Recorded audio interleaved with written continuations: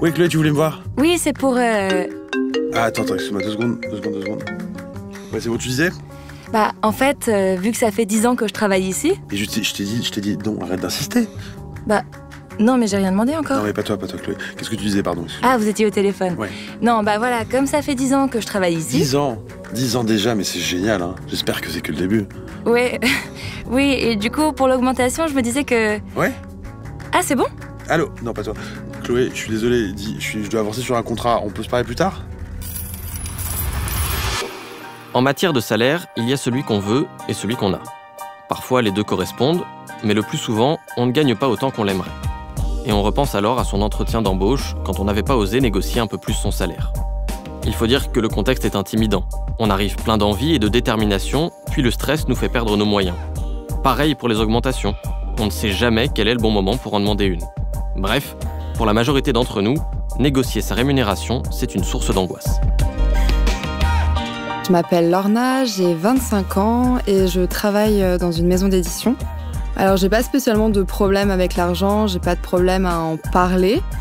Ça me dérange pas du tout de dire mon salaire à mes amis ou même à mes collègues de travail.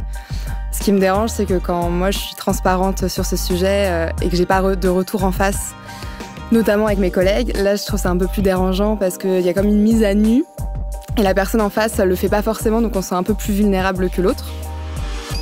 Lorna est comme beaucoup de jeunes qui découvrent le monde du travail. Elle manque de confiance en elle et c'est une problématique qui concerne particulièrement les femmes. Lorna a peur de rater une opportunité de travail à cause d'un mauvais entretien et la négociation de salaire, c'est toujours un moment difficile. Ça rend les gens barjots, ce truc. Vous écoutez Let's Talk Cash, la série Cash qui lève les tabous sur l'argent dans le monde du travail. Grâce à des témoins et des experts, on va faire le tour des questions que vous posez tous les jours. Et surtout, vous apporter des solutions concrètes pour déconstruire les pressions et les fantasmes autour de l'argent. Maintenant, vouloir 100 millions! Promis, à la fin, vous n'aurez plus jamais peur de parler de thunes, pécule, oseille, blé, flouze, recettes, ronds, fric ou tout simplement de salaire. C'est vrai que la question de l'argent en entretien, c'est toujours un peu un moment épineux. En fait, moi, je ne sais jamais vraiment à quel moment il faut en parler. Déjà, avec quel interlocuteur? Est-ce que c'est avec notre futur N+1, futur N+2? Est-ce que c'est avec la RH ou le RH? Donc, c'est vrai que j'attends toujours un peu que la personne en face de moi me tende une perche. D'ailleurs, ça m'est arrivé, même en sortant d'entretien, de me dire « Ah bah mince, j'ai pas parlé d'argent ». En même temps, je me dis « Bah, la personne en face de moi n'en a pas non plus parlé ». Donc, j'ai l'impression d'avoir fait une erreur. Surtout que pendant mon master, on m'a dit « Le premier qui parle d'argent a perdu ». Donc, je pense que c'est quelque chose qui est un peu resté dans le fond de ma tête, en me disant « Bon, alors si en entretien, j'en parle la première, potentiellement, je vais me faire avoir, entre guillemets. » Ou donc, du coup, j'essaie d'attendre que l'autre personne en face m'en parle, mais si elle m'en parle pas, voilà, qu'est-ce que je fais? Et si on concrétise tout ça, est-ce que tu as un exemple de négociation salariale qui était un peu compliquée dans ta jeune carrière? Je pense que la fois où ça a été le plus dur, c'était pour mon poste actuel. Je sortais vraiment de master, alors j'avais plusieurs expériences, mais de l'alternance ou des stages, ce qui pour eux n'est pas considéré comme une vraie expérience au sens... le contrat, en fait, le contrat n'est pas le même. Et donc, je passe 2 entretiens qui se passent très bien, puis arrive l'entretien avec la RH, où elle me parle d'argent, elle me demande mes prétentions salariales. Donc, moi, je lui ai dit 28 000 brut annuel, en sachant que j'avais entendu que c'était la fourchette la plus haute pour commencer à mon job, à mon âge. Et donc, elle note, etc. On fait l'entretien, ça se passe très bien. Puis, elle revient vers moi quelques jours après. Elle me dit « D'accord, bon, écoutez, on vous prend, votre profil nous intéresse. » Donc, moi, très contente, évidemment, puisque surtout que c'était une entreprise. J'ai toujours voulu travailler, donc extrêmement heureuse. Sauf qu'elle me dit « Oui, mais à 26 000. » Donc, petit moment d'arrêt. Elle me dit ça au téléphone, donc j'ai été un peu prise de court. Je m'y attendais pas vraiment. Pour moi, c'était quelque chose dont c'était plus ou moins mis d'accord, en fait, parce que quand je l'avais énoncé, elle m'avait dit « oui ». Et voilà, mi-figue, mi-raisin. Je me dis, oui, mais en même temps, 26 000, c'est très compliqué pour moi. Pour vivre aujourd'hui à Paris, tous les frais que j'ai à côté, un peu comme tout le monde. Donc, un peu déçue. Puis aussi, l'impression un peu de ça te fait avoir. En sachant que je sais que 28 000, c'est la fourchette la plus haute pour commencer. Là, elle me propose la fourchette la plus basse. Et donc, je lui dis, oui, mais vous savez, moi, j'ai été recommandée. Donc, évidemment, j'essaye de négocier un peu, de me vendre. Je lui donne mes arguments. Et puis, elle me dit, oui, mais vous savez, on ne sait pas comment vous travaillez. Vous êtes jeune, vous sortez d'études, on ne sait pas comment vous travaillez. Donc moi, je raccroche, j'étais dégoûtée en fait, alors que c'était vraiment la maison où je voulais travailler, donc bon. Et puis, je parle avec un ami à moi qui me dit, tu la rappelles après le déjeuner et tu lui dis que tu as fait tes calculs et que tu rentres pas dans tes frais. Ce qui est vrai en soi, parce que ça aurait été vraiment plus compliqué pour moi de m'en sortir. Ah, donc là, évidemment, le stress. Donc je la rappelle, elle me répond pas. Je lui envoie un petit mail en lui disant finalement, j'ai bien réfléchi, ça va être... Elle finit par me rappeler et elle me dit je comprends pas, on s'est mis d'accord et tout. En soi, elle s'est mis d'accord toute seule, parce que nous, c'était pas ce qu'on avait prévu au début, enfin, c'est pas ce que j'avais compris en tout cas. Elle me dit écoutez, je reviens vers vous. Et finalement, elle m'a rappelé en fin de journée en me disant ça sera 27 000. En soi, c'est 1 000 € de plus brut annuel, c'est pas grand chose. C'était une petite victoire pour moi. Mon problème, c'est surtout que c'est pas ces 1 000 € ou ces 2 000 qui auraient fait couler l'entreprise en fait. Mais pour moi, ça aurait tout changé.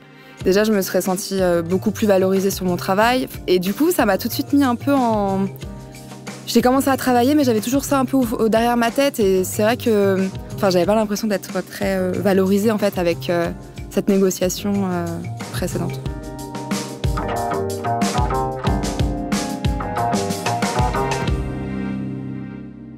Comment est-ce que tu abordes globalement ces négociations à chaque fois de salaire ? Est-ce que tu calcules ta valeur avant ? Est-ce que tu as fait des recherches ? Est-ce que tu parles à d'autres gens ? Est-ce que tu t'adaptes aussi à la taille de l'entreprise avec laquelle tu négocies ? Comment ça se passe ? J'essaye toujours d'avoir un peu une fourchette en tête. De toute façon, maintenant, aujourd'hui, ma fourchette, c'est ce que je gagne actuellement. L'idée, c'est que comme j'ai plus d'expérience que ce que j'avais quand j'ai commencé ce job, donc... potentiellement, je devrais être payée plus. Par contre, c'est vrai que quand je négocie, déjà, je sais pas si on peut vraiment parler de négociation pendant les entretiens, moi, je dirais plutôt quand j'en parle, parce que j'ai l'impression que c'est eux qui négocient pour nous, et pas avec moi, en tout cas. J'ai toujours un souci, par exemple, je sais que j'ai postulé dans une boîte qui était beaucoup plus petite, un peu familiale, etc. Et là, quand on m'a demandé mes prétentions, j'ai tout de suite baissé, en fait, ce que je voulais, parce que je voulais pas... c'est une petite entreprise, ils doivent pas avoir beaucoup de moyens, j'ai pas envie de les... Alors qu'en soi, petite entreprise ne veut pas dire moins de travail. Souvent, c'est bien au contraire, parce que c'est des jobs qui sont beaucoup plus transverses, beaucoup plus polyvalents. On touche à tout. Donc, en général, c'est souvent plus de travail. Et donc là, tout de suite, j'ai baissé mes prétentions parce que je voulais pas... En fait, je sais pas, je voulais pas paraître trop gourmande, en fait. Au contraire, quand j'avais postulé dans une un peu plus grosse boîte, là, j'ai vraiment dit ce que je voulais. En me disant, évidemment, je pense qu'ils vont baisser parce que toutes les boîtes le font quand on parle de salaire. Mais en me disant, là, je vais pas les ruiner. Ils vont pas déposer le bilan à cause de moi. J'ai l'impression que négocier un salaire ou une augmentation, ça se fait... faut y aller avec le couteau entre les dents, quoi. Parce que j'ai l'impression que sinon, on n'a rien. Et ça me rend un peu triste parce que je pense que notre travail, notre travail devrait parler de lui-même. Alors évidemment, celui qui ne demande rien, il n'a jamais rien. Maintenant, je pense, en tout cas dans l'entreprise actuelle, mais en fait, je pense dans toutes les autres où j'aurai à travailler un jour, je vais essayer d'y aller un peu plus franco. Peut-être établir des faits. Voilà, j'ai fait ça, j'ai mis ça en place. Ça se passe comme ça. Grâce à moi, il y a eu ça, ça, ça. Ou grâce à nous, parce que c'est aussi un travail d'équipe. Et on va écouter, après ton témoignage, la parole d'une spécialiste en négociation salariale qui va apporter, elle, ses connaissances, son expérience en la matière. Quelles questions tu auras envie de lui poser pour devenir justement plus aguerrie et être plus capable d'avoir ce couteau entre les dents, comme tu dis ? Déjà, c'est à quel moment il faut en parler. C'est jamais le bon moment, c'est toujours un sujet un peu épineux, donc à quel moment on doit en parler, que ce soit à la fois dans un entretien d'embauche, mais même dans une boîte. Aujourd'hui, si je veux me faire augmenter, quand est-ce que j'en parle à ma... d'ailleurs, à qui, en fait ? À ma boss, à la RH, à qui je dois en parler et quand ? Parce que je sais que des fois, il y a des entretiens annuels ou des fois, il y a des histoires de budget. Donc, il y a des mois où c'est plus propice apparemment que d'autres. Ça, je sais pas, par exemple. Donc ça, ce serait déjà une première question. Et combien, en fait ? Comment je sais combien je dois demander en plus ? Est-ce que je dois voir avec mes collègues combien eux, ils gagnent ? En sachant que moi, quand j'en ai parlé la dernière fois, on m'a pas répondu. Moi, j'ai exposé mon salaire, mais la personne en face ne m'a pas répondu. Donc là, c'est aussi ce moment où je me sens un peu seule face à toute cette grosse machine de l'entreprise en face de moi. Voilà, ça serait ce genre de questions, principalement. Le témoignage de Lorna n'a rien d'exceptionnel. Peu de gens ont la négociation dans le sang. Et si on ajoute le tabou de l'argent, l'équation devient presque insoluble. Pourtant, il est possible d'apprendre à négocier son salaire sans pression ou à demander une augmentation avec des arguments implacables. C'est ce que s'emploie à démontrer Insa Felassini. Je suis coach et experte en négociation de rémunération. J'accompagne depuis 10 ans des personnes dans leur négociation de rémunération, notamment des femmes, parce que je suis par ailleurs militante pour l'égalité salariale. Et mon métier au départ, c'est juriste international spécialisé en droit financier. Et je décide de me dédier à la négociation de rémunération suite à une expérience d'inégalité salariale. Parce que finalement, c'est à travers ma propre expérience d'injustice salariale que je prends la mesure de 1, l'ampleur du problème, et de 2, la souffrance que ce manque de reconnaissance peut générer. INSAF El Hassiny a développé une stratégie de négociation de rémunération simple et applicable à tous les profils de salariés. Comment obtenir le salaire qu'on espère? Quand demander une augmentation? Comment formuler ses exigences face à son boss? Vous allez voir, notre experte a réponse à tout.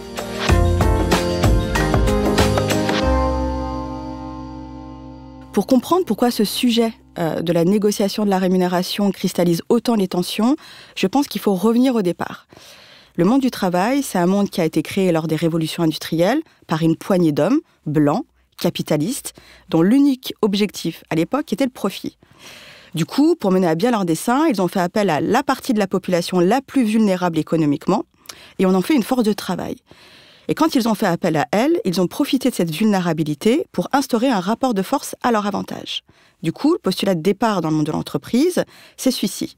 Toi, salarié, tu as besoin de moi, employeur, pour vivre. Donc on ne discute pas des conditions, je te les impose.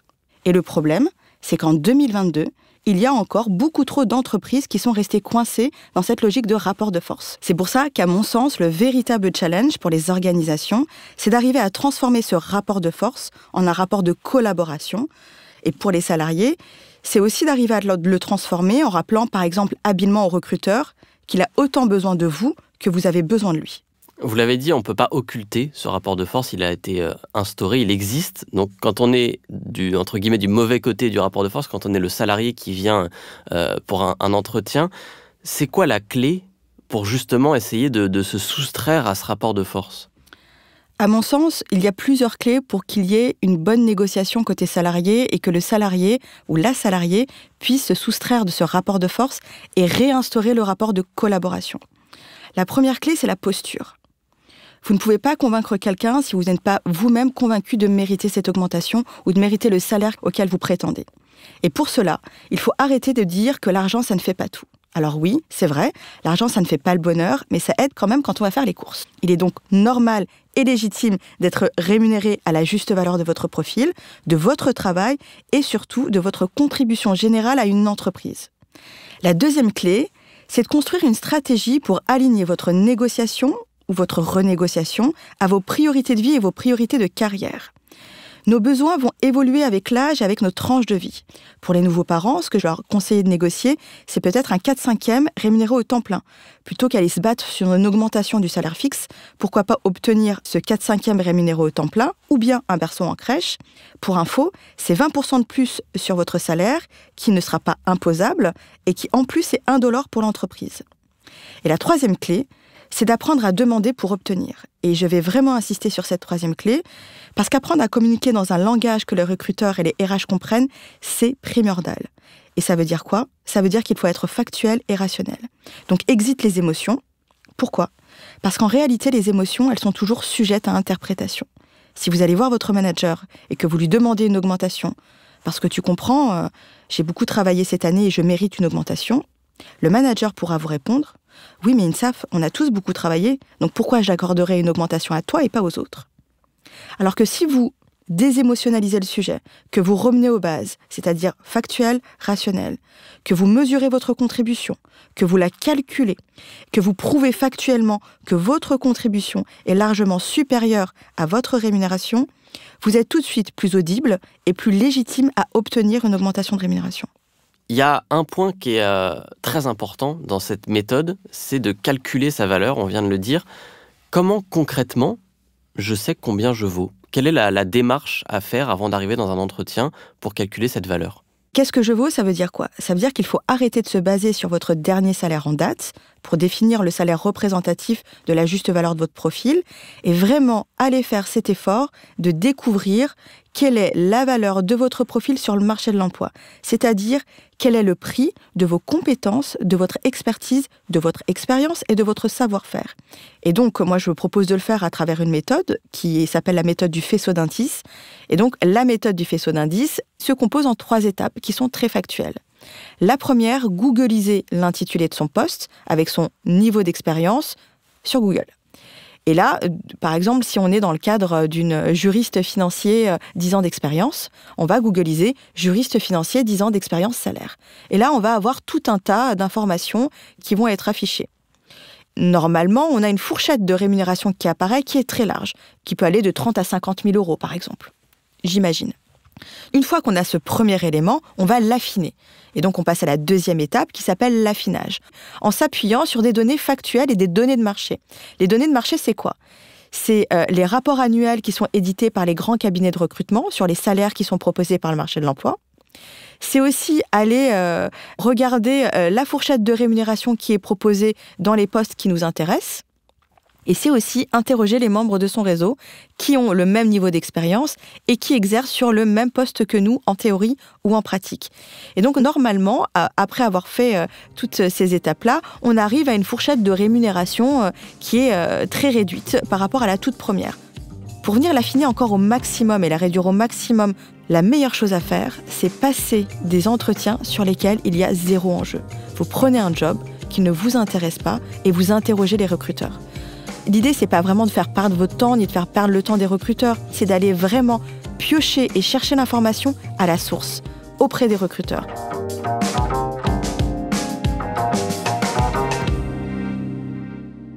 Il y a une question que Lorna vous a posée directement à la fin de son témoignage, de son entretien, et que je suis sûr que tous les gens qui nous écoutent se posent. Est-ce qu'il faut de soi-même aborder cette question de la rémunération en entretien, ou est-ce qu'il faut laisser l'employeur venir vers nous ? Je pense pas qu'il est très important de savoir qui va poser la question le premier, parce qu'en général, quand on est dans un entretien de recrutement classique, on arrive toujours à la fameuse question des prétentions salariales. Moi, je conseille toujours à mes élèves de retourner la question et de dire, à la place, j'aurais plutôt tendance à vous demander quel est le budget envisagé pour ce poste. Parce que déjà, vous allez avoir la visibilité sur est-ce que c'est un employeur ou un recruteur qui veut vous rémunérer à votre juste valeur, ou si c'est un petit rigolo qui veut juste profiter de vous. Et puis enfin, si évidemment vous n'avez pas cette possibilité-là de retourner la question, ou si vous êtes vraiment pied au mur, moi ce que je conseille, c'est vraiment d'annoncer le chiffre le plus haut qui se situe dans votre fourchette de rémunération. Ne l'annoncez pas en disant « je veux 40 000 euros par an », mais annoncez-le de cette manière. La valeur d'un profil comme le mien sur le marché de l'emploi est autour de 40 000 euros par an. J'aimerais donc qu'on se rapproche de cette rémunération-là. On a jusqu'ici beaucoup parlé de l'entretien d'embauche, donc la première négociation pour un poste. Il y a aussi ce qui vient après, et Lorna, elle en parle dans son témoignage aussi, c'est qu'est-ce que je fais au bout d'1 an, 2 ans, 3 ans dans la même entreprise, et j'ai envie peut-être d'être augmenté. Comment est-ce qu'on aborde cette deuxième phase de négociation ? Est-ce qu'il y a un bon moment pour le faire ? On pense par exemple souvent aux négociations annuelles. Est-ce qu'il faut passer par là ? Ou est-ce qu'il faut y aller un peu quand on a envie et quand on sent qu'on en a besoin ? Alors effectivement, il y a un bon moment pour demander une augmentation et ce bon moment, c'est 3 à 6 mois avant l'entretien annuel de fin d'année. Pourquoi ? Parce que effectivement, les budgets et les enveloppes d'avancement professionnel sont décidés en amont par votre hiérarchie et par l'entreprise de manière générale. Et du coup, si vous voulez avoir gain de cause, il faut arriver avant la guerre plutôt qu'après la guerre. Je pense qu'il faut aussi que les salariés demandent toutes les années d'être augmentés et d'être augmentés à minima pour aligner leur rémunération sur le taux de l'inflation. Puisque le coût de la vie augmente, votre salaire n'augmente pas et si vous ne voulez pas perdre de l'argent, il faut absolument que votre salaire et votre rémunération soient alignés au coût de la vie. S'il fallait ne retenir que les 3 grands conseils, les 3 choses que vous nous diriez absolument de faire, je pense à un auditeur, il va rentrer en entretien, là ça y est, il a son entretien d'embauche, c'est dans 10 minutes, il est en train d'écouter ce podcast, qu'est-ce que vous auriez envie de lui dire en 30 secondes pour qu'il soit blindé avant de rentrer ? J'aimerais lui dire qu'il ne faut jamais qu'il abandonne son pouvoir en laissant quelqu'un d'autre décider de sa juste valeur. Ça veut dire qu'il faut arrêter avec le bullshit que l'argent c'est pas important. Découvrez votre juste valeur et défendez-la. L'argent c'est important. Le deuxième conseil que j'aimerais donner, c'est never take no for an answer.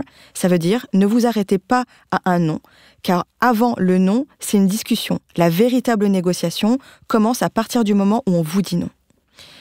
Et 3, j'aimerais aussi leur dire qu'il ne faut pas négliger les avantages en nature. C'est un levier d'augmentation de votre niveau de rémunération et de votre niveau de vie qui est facile à obtenir, car souvent, c'est indolore pour l'entreprise.